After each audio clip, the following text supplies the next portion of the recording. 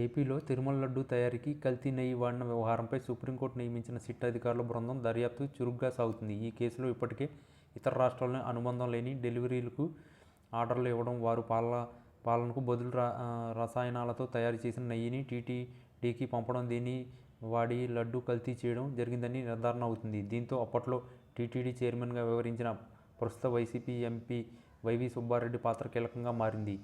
YCP అధినేత YS Jagan బాబాయ్ కూడా అయిన వైవీ సుబ్బారెడ్డికి గతంలో పీఏగా వ్యవహరించిన చిన్న అప్పన్న కల్తీ నెయ్యి సరఫరా చేసిన డైరీలు ప్రతినిధులతో చేసిన లావాదేవీలు బయటపడడంతో ఆయన్ను తాజాగా సిట్ అరెస్ట్ చేసింది.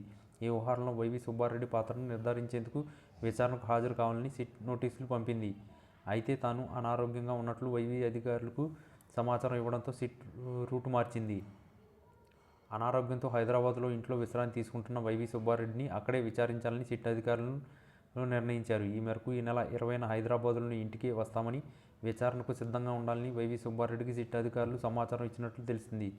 దీనికి వైవీ సుబ్బారెడ్డి అంగీకరించినట్లు సమాచారం. దీంతో ఈ నెల 20న జరిగే సిట్ విచారణలో వైవీ సుబ్బారెడ్డి చెప్పబోయే విషయాలు కల్తీ లడ్డూ కేసుకు కీలకంగా మారాయి.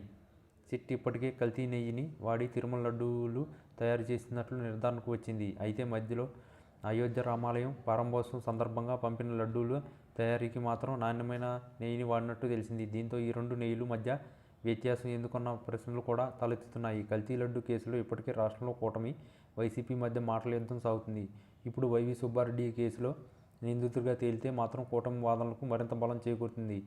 దీంతో ఈ నెల 20న సిట్ విచారణ కీలకంగా మారింది.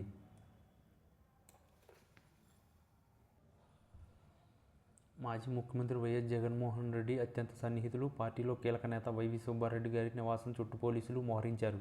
నిన్నటి వరకు తిరుమల తిరుపతి దేవస్థానం టీటీడీ చైర్మన్ హోదాలో అత్యంత గౌరవంగా, రాజభోగంగా ఉన్న వ్యక్తిని అరెస్ట్ చేసేందుకు మాజీ ముఖ్యమంత్రి స్వయంగా ఆదేశాలు జారీ చేయడం రాష్ట్ర రాజకీయాల్లో పెను సంచలనం సృష్టించింది. సుబ్బారెడ్డి ఇంటి గేటు వద్ద దాదాపు 100 మంది పోలీసు సిబ్బంది, వారిలో ప్రత్యేకంగా టాస్క్ ఫోర్స్ కమాండోల్లో కూడా ఉన్నారు. డీఐజీ స్థాయి అధికారులు దగ్గరుండి ఆపరేషన్ పర్యవేక్షిస్తున్నారు. వారందరి ముఖంలో కఠినత్వం, కళ్ళలో ఉద్రిక్తత స్పష్టంగా కనిపిస్తుంది. లోపల ఇంట్లో సుబ్బారెడ్డి గారు, ఆయన కుటుంబ సభ్యులు కన్నీరు, ఆగ్రహంతో రగిలిపోతున్నారు. ముఖ్యమంత్రి జగన్ నుంచి తమకు ఈ అనుబంధం ఎదురవుతుందని వారు కలలో కూడా ఊహించలేదు. కొన్ని రోజులుగా నడుస్తున్న అంతర్గత విభేదాలు, క్లిష్టమైన ఆర్థిక లావాదేవీలకు సంబంధించిన రహస్య పత్రాలు లీక్ కావడం ఈ అనూహ్య నిర్ణయానికి దారితీసింది. పోలీసులు గేటు వద్ద అరెస్ట్ వారెంట్ ప్రదర్శిస్తూ లోపలికి వెళ్లేందుకు సన్నద్ధమవుతున్నారు. డీఐజీ తమ ఫోన్కు పక్కన పెట్టి లాఠీచార్జ్ చేయాలని సిగ్నల్ ఇచ్చేందుకు చెయ్యి ఎగెత్తారు. సరిగ్గా అదే సమయంలో ఆయన ఫోన్ కాల్ అత్యవసరంగా మోగింది. అది సాధారణంగా రింగ్ టోన్ కాదు, కేవలం అత్యున్నత స్థాయి అధికారుల నుంచి వచ్చే అత్యవసర కాల్కు మాత్రమే సెట్ చేసిన ప్రత్యేక కాల్ అలారం అది. డీఐజీ కంగారుగా ఫోన్ అందుకుని సార్ అనగానే అవతలి వైపు నుంచి వచ్చిన స్వరం గంభీరంగా, అత్యంత అధికారికంగా ఉంది. ఆపరేషన్ ఆపండి, వెంటనే ఆపండి. ఇది కేంద్ర హోంశాఖ కార్యదర్శి కార్యాలయం నుండి అత్యవసరంగా ఆదేశం. మీ చర్యల గురించి ఢిల్లీకి సమాచారం అందింది. తక్షణమే వెనక్కి తగ్గండి. ఎట్టి పరిస్థితులను అరెస్ట్ చేయకూడదు అని కరాఖండిగా చెప్పారు. డీఐజీ మొహం ఒక్కసారిగా పాలిపోయింది. సెకండ్లోనే 1,00,000 ఆలోచనలు మెదడులో మెదిలాయి. రాష్ట్ర ముఖ్యమంత్రి ఆదేశాలు ఒకవైపు, కేంద్ర నుంచి వచ్చిన అల్టిమేట్ మరోవైపు. ఈ ఆదేశాలు ధిక్కరిస్తే జాతీయ భద్రతకు సంబంధించిన నిబంధనలను ఉల్లంఘించినట్లు అవుతుంది.